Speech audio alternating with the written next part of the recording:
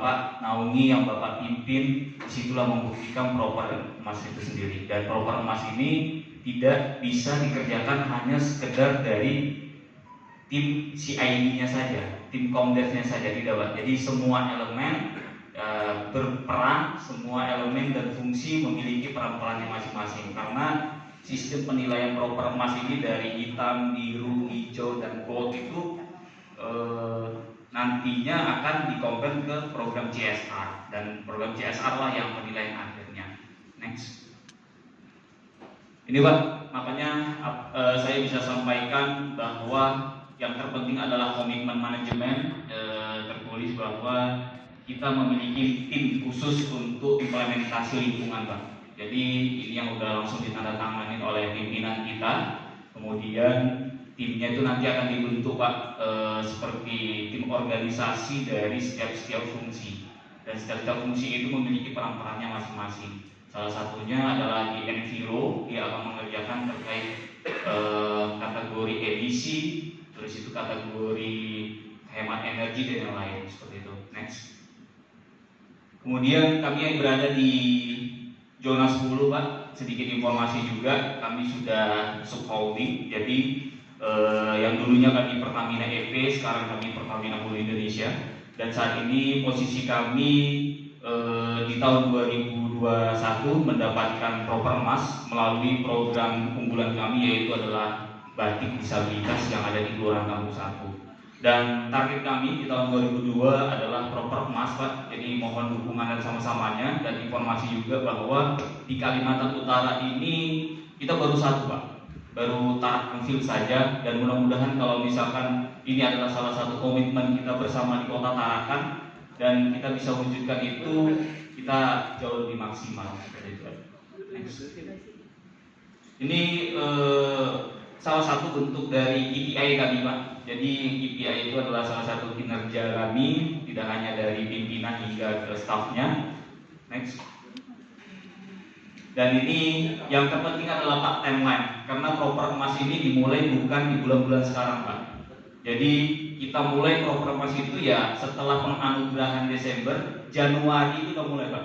Jadi dari Januari, Februari, Maret itu biasanya sudah ada evaluasi tahun 2021, kemudian kita menyusun rencana program 2022 dan seterusnya hingga nanti terakhir kita melakukan FGD dan pengumpulan dokumen oleh tim proper nasional. Seperti itu. Next. Ini yang pada tahun 2020 dan 2021 dan 2022 ini cukup unik Pak. Proper emas itu seiring berjalan selalu melakukan perubahan. Karena sistem dulu siapa yang masuk passing grade 25 itu udah dikatakan proper emas. Tapi kalau untuk sekarang tidak Pak. Sekarang kita ada penentuan nilainya berapa. Kalau updatean terakhir itu ada sekitar 6.000-an. 6.000 atau 600 saya lupa. Kalau kita udah lewat dari passing grade itu udah tinggal kita nanti kategori proper emas CSR-nya yang kita perkuat. Karena kalau udah masuk di CSR kita sudah dikatakan tinggal target-target seperti inovasi sosialnya, sosial manajemennya seperti apa dan lain seperti itu Pak. Jadi kriterianya itu kita harus mengumpulkan setidaknya seperti sistem manajemen lingkungan, efisiensi energi, penurunan emisi, konversi air dan efisiensi air, limbah B3, limbah non B3, keanekaragaman hayati, dan terakhir adalah pemberdayaan masyarakat.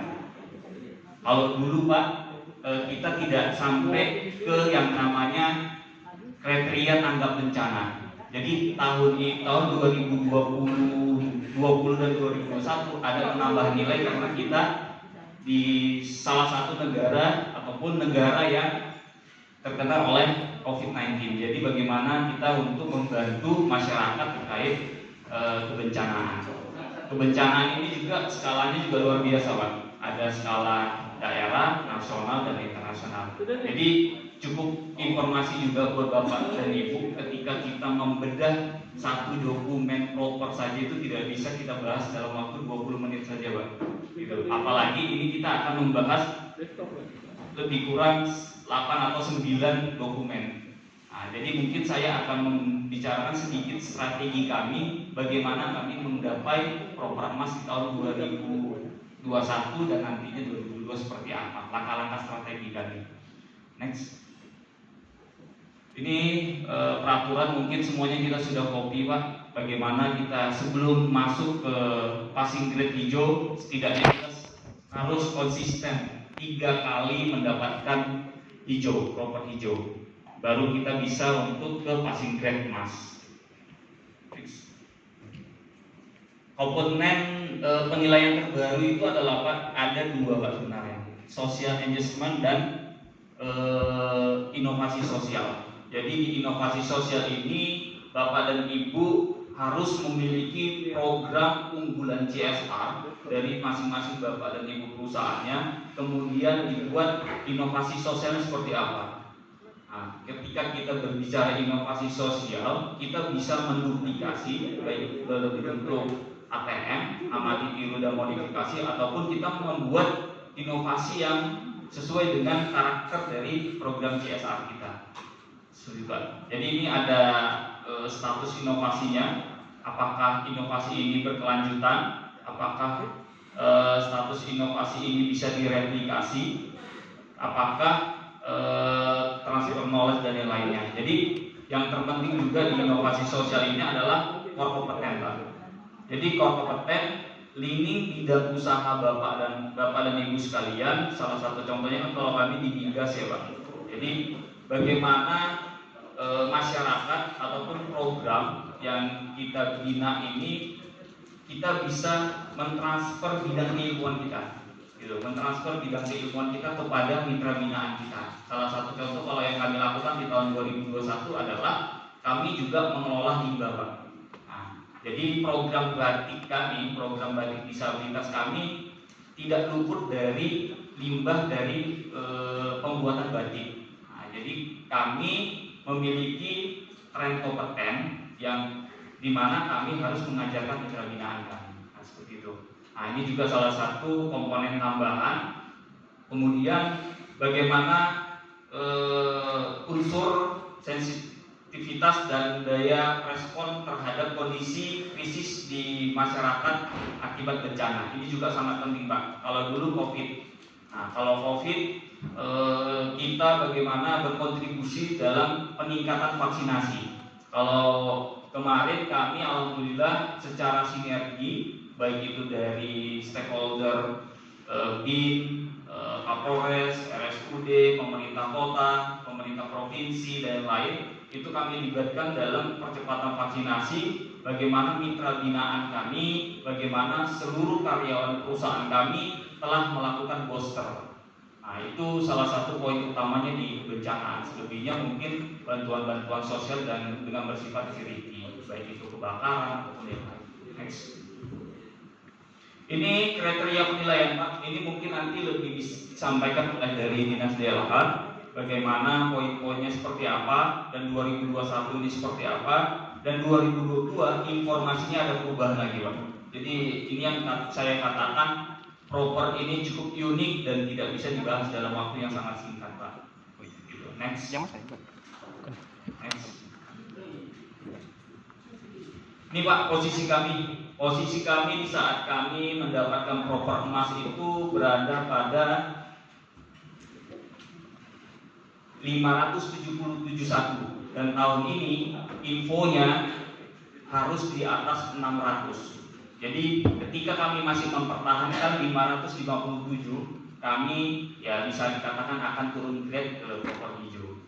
Nah, langkah strategi kami seperti apa nanti saya akan jelaskan. Next.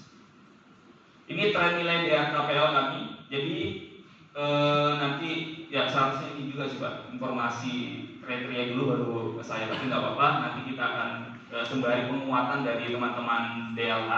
Jadi di Propermas itu ada namanya DRKPL Pak. Bapak juga mungkin sudah mengerti dan paham. Dan DRKPL itu adalah komponen proper, dokumen proper secara keseluruhan ada di sini.